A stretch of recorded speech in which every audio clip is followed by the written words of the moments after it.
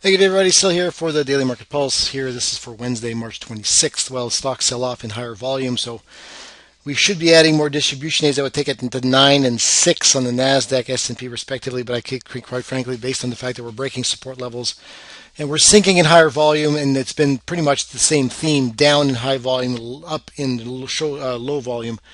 At this point, I think it warrants being in a correction. So, with that said, let's move on. Dow Jones, respectively, has been actually, or comparatively, I should say, has been actually holding up fairly well. It's just now just below the moving averages, but you can see the bearish engulfing at this point. It still actually has a ways to go to compare to some of the others, like the Nasdaq, for instance. But at this point, I'm going to call this this is going lower toward the 50-day moving average, or possibly lower even still. If we look at the S&P, you see similarities.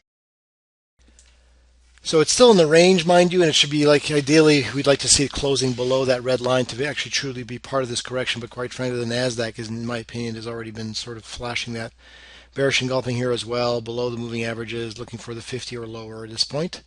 We go to the Nasdaq. Nasdaq's been selling off 4 consecutive days. Well, yesterday was a green day in a sense. It was a red candle. It was actually an upside day, but it barely hung on to the 50. Now it's below the 50, and it's into the 50% retracement. So it could bounce here, certainly, but based on percentages, based on movement, based on volume, and everything else. Now, we're still going to be looking for some kind of a big reversal with a bullish candle of some kind of reversal candle. So far, we've seen nothing of the sort. Let's move on to the TSX.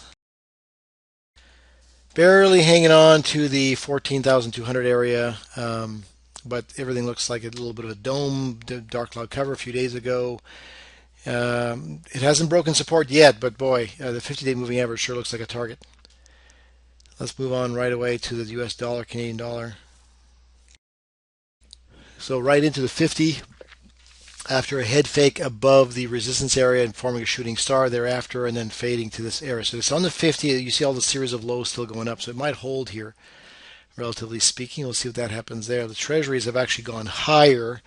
So as we've said many times, if the treasuries look like they're going higher, then what does that mean for the markets? There's still room to 134 still, so it makes me think this is heading to 134 or higher, and then of course the markets are going to go lower, of course, in comparison. If we look at the Japanese yen, it's held at 50, which is rising, and I'm looking for upside here on the yen into the previous highs at a minimum.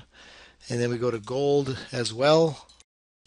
Gold, not exactly a safe haven, but there's not a lot of crisis in the world either. I think lately it's been more so gold has been popping on events around the world, coincidentally anyway. Silver, of course, will have similar appearances, but actually even lower. The 1280 on gold was the original level of resistance support. 2050 was for silver. And as you see, it's already well below that area, comparatively speaking. So when you look at oil now, crude did a nice bounce over last night, and then continued that move to the upside and had a substantial nice gain today.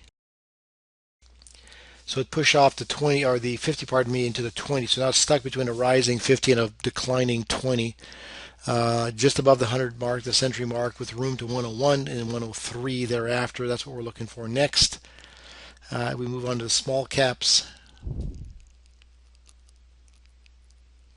Small caps, you see, this is where the other thing is, risk on, gone. Broke the 117, broke 116, and below the 50-day moving average now. Looking for 114 or lower at this point. This is one of the reasons why, with the resistance across the top and this failure, that I'm thinking the correction has already started. And we go to the VIX. The VIX is popping, but nothing substantial. But this is, of course, when it begins. The VIX is still finding support at 13, bouncing for a nice bullish engulfing today, right out of potential resistance, but looking for 16, 17, 18 once again.